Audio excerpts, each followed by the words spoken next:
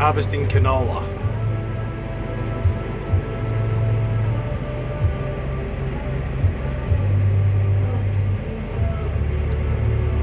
So back in the chaser bin tractor, harvesting away canola. You're just entering the paddock there just to clean up that one last bit. Something happened to the other header and he didn't quite get to finish that run line, so this one's just going to clean it up. Finish that last bit there. These are the bits we've done. That's the bits that we're about to do over there. So offloading into the truck and also into the field bins.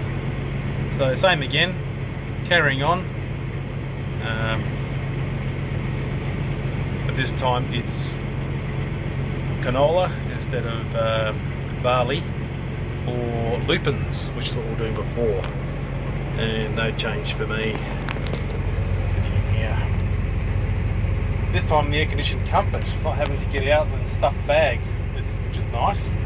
Yeah, we're all just making it happen, just aligning himself now, getting himself out of the crop, spinning himself around.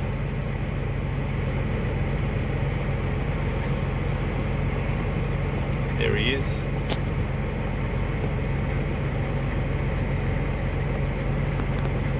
And into the crop.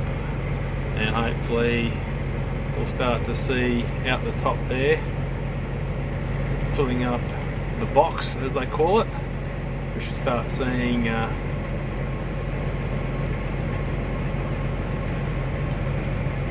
oh, maybe you can't see it,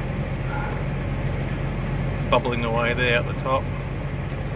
But most importantly, we want to be seeing chaff coming out the back, otherwise he's going to be blocking up. So that's important. Don't like blocked up machines.